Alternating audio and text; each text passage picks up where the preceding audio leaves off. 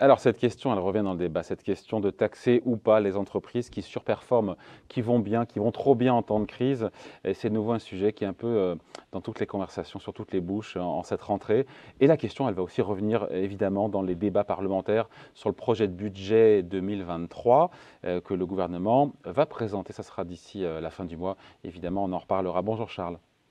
Bonjour David, bonjour tout le monde. Ravi de vous retrouver. Charles Sana, fondateur du site Insolentiae. C'est intéressant parce qu'au gouvernement, on a entendu Bruno Le Maire à maintes fois se répéter, il y est clairement, farouchement opposé à cette taxation des superprofits. On a une première ministre, c'était au MEDEF la semaine dernière, qui a reconnu ne pas totalement fermer la porte à cette taxation des superprofits. En gros, elle donne rendez-vous d'ici la fin de l'année pour voir si eh bien, ces entreprises, on parlera des usual suspects et des classiques, Total Energy, Engie, EDF et CMA, CGM, l'armateur, redonner du pouvoir d'achat aux consommateurs. Voilà, en gros, on en reparle en fin d'année. Mais bon, je ne sais pas si c'est moi ou pas, mais j'ai le sentiment quand même que le gouvernement n'est pas très à l'aise avec sa ligne politique, parce qu'on sent bien que il y a un risque politique derrière avec cette position, et que le sujet politiquement, il est inflammable. Alors le sujet il est politiquement instable et inconfortable pour le gouvernement. Bon, alors déjà, il faut remettre un petit peu les choses dans leur contexte. C'est pas qu'une question de point de vue politique, c'est aussi profondément une question de point de vue économique et de point de vue de négociation avec la Commission européenne et avec les autorités bruxelloises. Aujourd'hui, les surprofits, c'est quoi? Comment on définit le surprofit et d'où viennent et d'où proviennent ces surprofits? Parce qu'on ne parle pas de la PME du coin, pardon Charles, on ne parle pas de la PME du coin, on parle de quelques multinationales. Encore une fois, c'est Total Energy, 10 milliards d'euros de profit au premier semestre, CNJ, je crois, 5 milliards sur un trimestre, EDF, l'armateur CMA CGM, numéro 3 mondial, on a eu les chiffres hier, 15 milliards d'euros de profit au premier semestre. Et là, on se dit, est-ce qu'il y a enrichissement excessif? C'est ça le sujet derrière, non? Non, mais la notion d'enrichissement excessif, là, on est dans le pathos, on est dans l'émotion. Ça fait bien, mais on réfléchit pas quand on dit ça. Moi, je veux juste essayer de définir les choses pour qu'on sache de quoi on parle. Et je veux définir les choses et comprendre d'où elles viennent. Et en fonction de ça, là, on commence à réfléchir et on peut commencer à se poser les vraies questions. Et vous allez voir qu'en fait, taxer les surprofits n'est pas une solution. Pour la simple et bonne raison qu'en réalité, ces surprofits ne devraient pas exister et qu'il y ait une manière simple pour les rendre inexistants. Et c'est plutôt là-dessus, à mon sens, que devrait porter le débat. Donc, d'où viennent ces surprofits? Ils proviennent globalement du fait de l'énergie qui est vendue très très cher, parce qu'on a des mécanismes, c'est exactement ce qui se passe en Allemagne aujourd'hui, et c'est pour ça que le chancelier allemand a annoncé ce qu'il a annoncé ce week-end.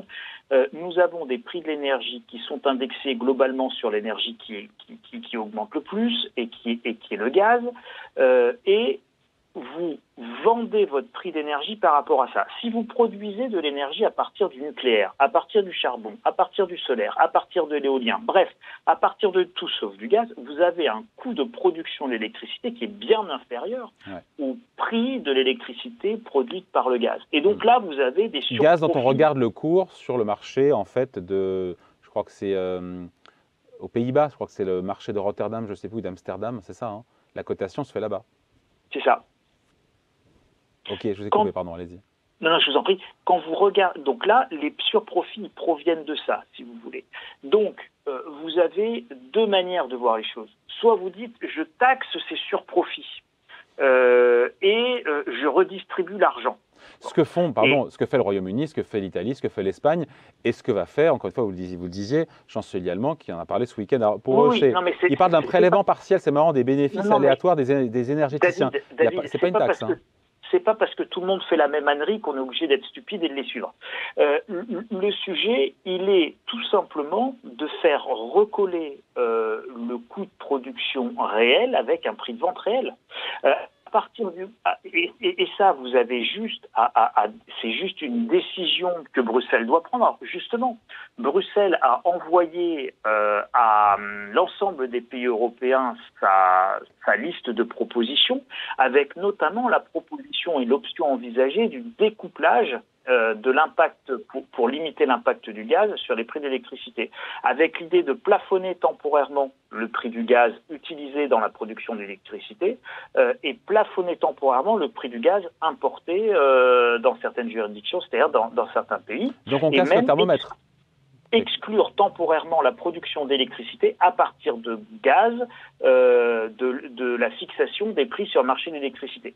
Donc là, si vous voulez, à partir du moment où vous faites ça, parce que dire qu'on indexe le prix d'électricité sur le prix du gaz quand vous faites de l'énergie nucléaire ou au charbon, comme c'est énormément le cas en Allemagne, ou avec de l'éolien ou avec du solaire, vous n'êtes certainement pas sur vos véritables coûts de production qui sont bien plus bas.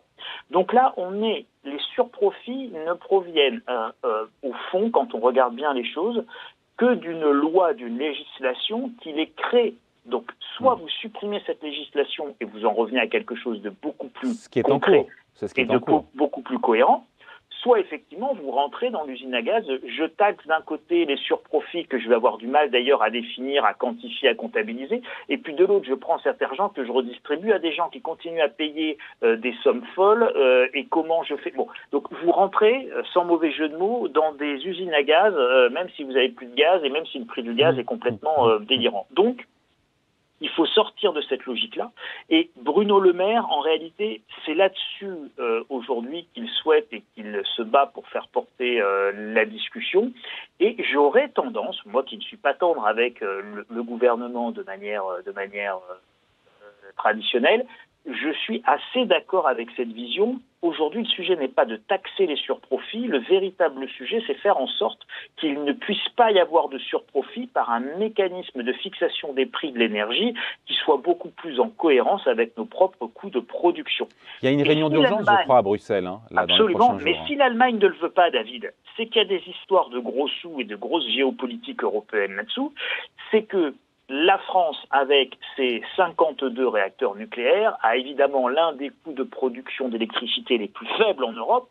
Et donc, c'est un avantage et un gain compétitif phénoménal pour la France et pour les industries qui s'installeraient en France, notamment si l'Union européenne décidait ce découplage entre le prix de l'électricité et le prix de l'électricité produite avec du gaz. Voilà. Donc, d'un côté, l'Allemagne serait très pénalisée si la Commission européenne décidait ce découplage, et de l'autre côté, la France serait effectivement favorisée. C'est la raison pour laquelle le chancelier allemand a dégainé cette mesure ce week-end, et que le courroux de Bruno Le Maire, qui a même répondu par tweet très rapidement, est assez élevé, parce que derrière, évidemment, on essaye de nous couillonner et de nous pousser à continuer à vendre de l'électricité très chère alors qu'on la produit à pas cher. Donc on est dans le délire le plus absolu, et c'est ça le vrai sujet, c'est ça le véritable enjeu, c'est ça la vraie bataille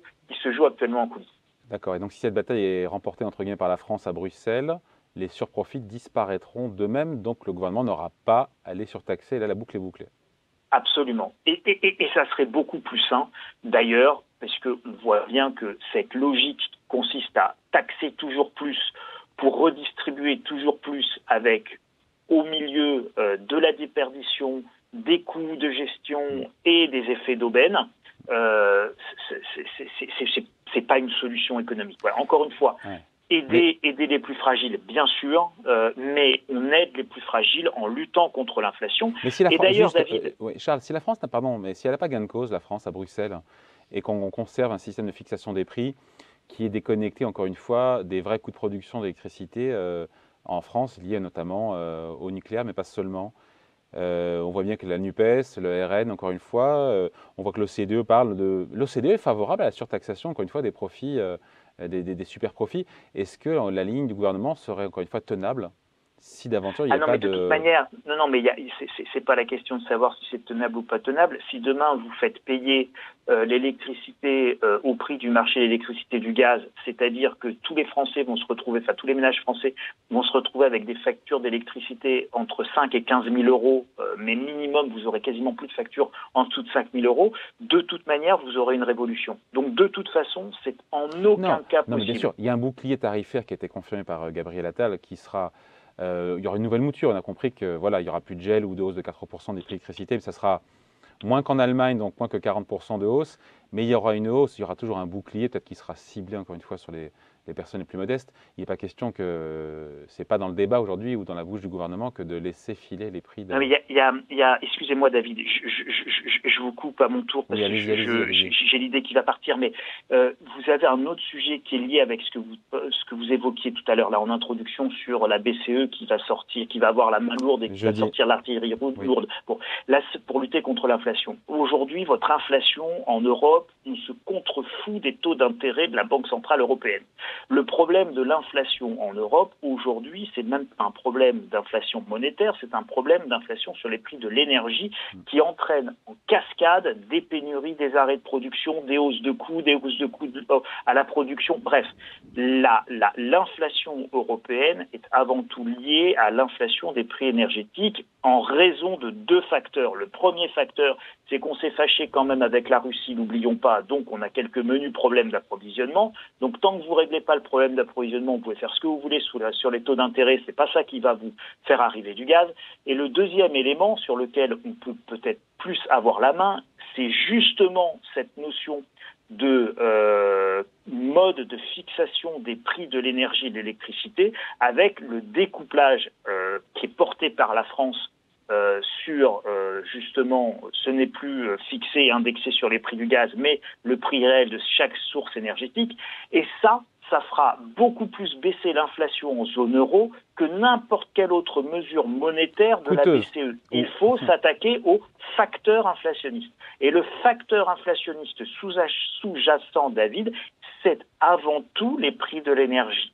Tout le reste, c'est des arguties. Et c'est pour ça que le débat sur les surprofits, c'est l'arbre qui cache la forêt. On doit absolument avoir cette discussion sur inflation, prix d'énergie, mode de fixation des prix de l'énergie, de l'électricité en Europe et évidemment approvisionnement en gaz et puis peut-être un jour une négociation avec la Russie qui serait le moyen le plus court pour ramener l'inflation à des niveaux beaucoup plus acceptables. En attendant, il y a cette réunion du 9 septembre, je crois que c'est le 9 septembre des ministres européens de l'énergie pour justement avancer sur cette question-là.